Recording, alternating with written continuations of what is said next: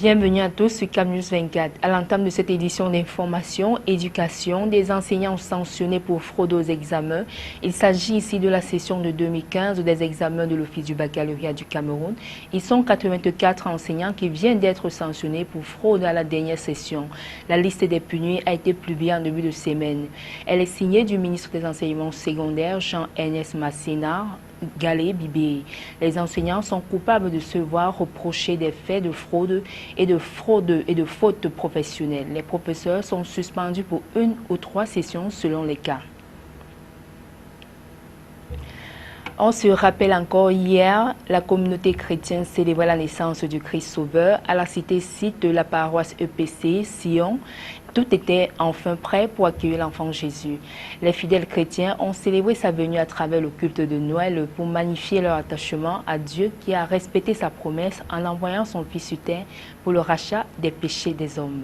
Reportage Éric Ticheux, Benoît Dormont.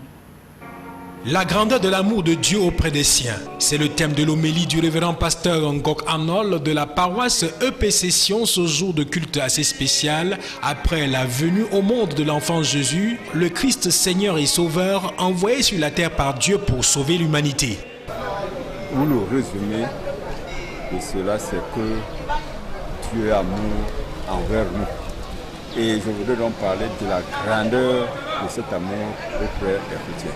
À un jour spécial, des dispositions spéciales, les fidèles arrivent en vague et sont accueillis par des diacres. Pour les chrétiens, le jour de Noël est un jour de célébration de l'amour du prochain. Aujourd'hui, tout doit être en paix. La longévité, le bonheur et l'amour envers tous les chrétiens. Quand tu reconnais que tu es chrétien, laisse-toi tomber devant ton frère. Aime ton prochain comme toi-même. Ça ne veut pas dire que, sauf ton frère, mais toute personne qui passe devant vous, ce sont tes frères. Ça, c'est le vrai commandement. À Noël, Dieu se donne aux hommes en la personne de Jésus-Christ, comme au cours de chaque messe célébrée partout dans le monde. C'est pourquoi Noël est la fête des dons pour imiter Dieu qui s'est lui-même donné aux hommes.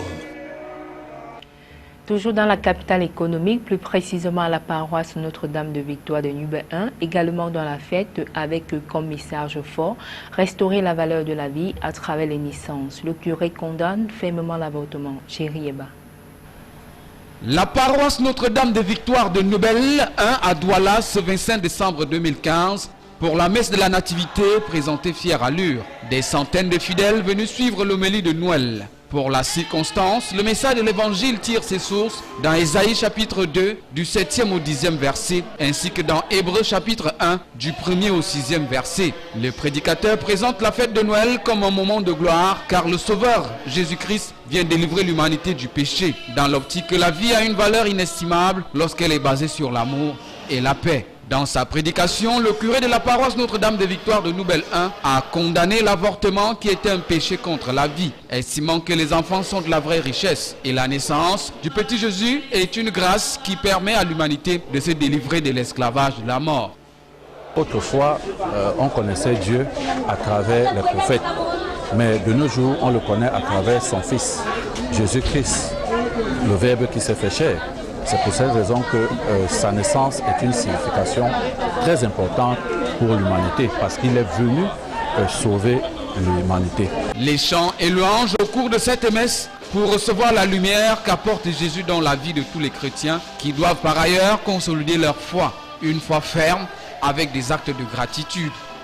La fête de Noël doit d'abord être une fête de réconciliation, une fête d'amour, une fête, n'est-ce pas, de paix. C'est une occasion pour les familles de s'unir, les familles, les enfants et ainsi que les parents. Parce que vous savez, la fête de Noël, c'est d'abord la fête des enfants. Mais les enfants doivent bénéficier de l'éducation des parents. Et l'éducation que l'enfant reçoit à la naissance, c'est cette éducation qui permettra à cet enfant d'être un monsieur, je peux le dire, dans l'avenir. Le libérateur est né et l'humanité fait de la gloire et la victoire du bien sur le mal. Reste que les chrétiens, dans un construit de fidélité, fortifient leur foi en Dieu, le Père Tout-Puissant. À Yaoundé, la fête de la Nativité dans les églises était sous très haute sécurité. Il fallait montrer patte blanche pour accéder au lieu de prière dans la capitale politique du Cameroun. Le dispositif de sécurité déployé autour des édifices religieux renseignait à suffit sur l'engagement du gouvernement qui n'entend pas baisser la garde dans la lutte contre le terrorisme. Salomon Foué, Marcel Vondo-Aben. C'est au terme d'une fouille systématique conduite par les forces de l'ordre et de sécurité déployées autour des lieux de culte que les milliers de fidèles chrétiens catholiques qui ont pris d'assaut la paroisse Saint-Vincent-Pallotti de Loncac ont pu accéder dans une chapelle manifestement étroite pour contenir ce beau monde. Le spectre de Boko Haram qui s'est invité à la fête de la Nativité n'aura pas eu raison d'elle puisqu'elle s'est célébrée avec face et solennité dans cette paroisse. L'évangile du jour tiré du livre de Jean rappelle aux fidèles le rôle central de Jésus-Christ, Fils de Dieu, dans la consolidation de la foi chrétienne. De la vie de l'officiant du jour, l'abbé Jean Médard Autou, la fête de Noël célèbre entre autres la nativité du Seigneur Jésus-Christ, la Sainte Famille, l'épiphanie et le baptême de Jésus. Noël devenant une fête de famille, la pratique à l'occasion invite les familles à se rassembler, fussent-elles chrétiennes ou non. C'est un décor pratiquement identique à l'église évangélique du Cameroun, paroisse de Loncac. C'est en grand nombre que les fidèles chrétiens s'y sont rendus sans déroger aux exigences sécuritaires mises en place par les autorités de Yaoundé.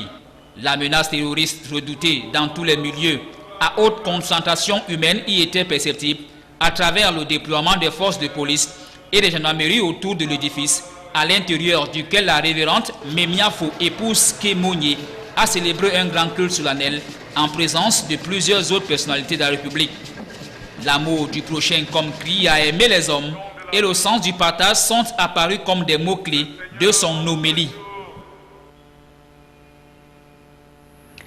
Comme telle est la fibre optique, le gouvernement camerounais, à travers le ministère des Postes et Télécoms, a rétrocédé à Camtel, l'opérateur historique des télécoms, 2 boucles métropolitaines de la fibre optique construites dans les villes de Yaoundé et de Douala, respectivement longues de 50 à 57 km à Yaoundé et Douala, soit 107 km de fibre optique supplémentaires au total. Ces boucles métropolitaines portent un peu plus de 10 000 km.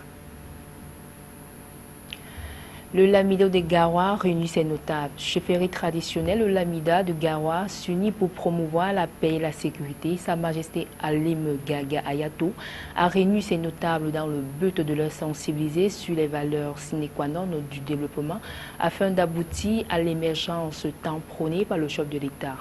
Reportage. Dans leur ensemble, les chefs traditionnels, les imams et les prédicateurs de Garoua et ses environs se sont donné rendez-vous au Lamida de Garoua pour écouter le message fort de fin d'année du Lamido Alim Garga Ayatou en cette période où plus que jamais, il est nécessaire de promouvoir la paix, la sécurité et la cohabitation pacifique. Comme innovation, le Lamido de Garoua a annoncé pour la nouvelle année qu'il a placé sous le signe de la paix la redynamisation des comités de vigilance dont l'objectif est de redoubler d'attention pour que règne la paix dans son territoire. De tout temps, à l'occasion de toutes les grandes fêtes, à l'occasion de toutes les grandes manifestations, j'ai montré l'importance de la paix, le bien fondé de la paix. Et je voudrais dire que nous avons toujours travaillé dans le sens de la paix. Et que le gouvernement a lancé une grande opération dans le cadre de la lutte contre Boko Haram. Nous y avons participé.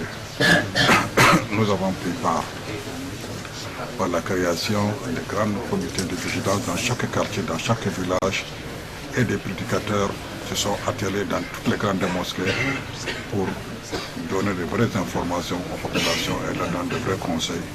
Sur le plan religieux, il a annoncé la création d'une association regroupant les imams et les prédicateurs.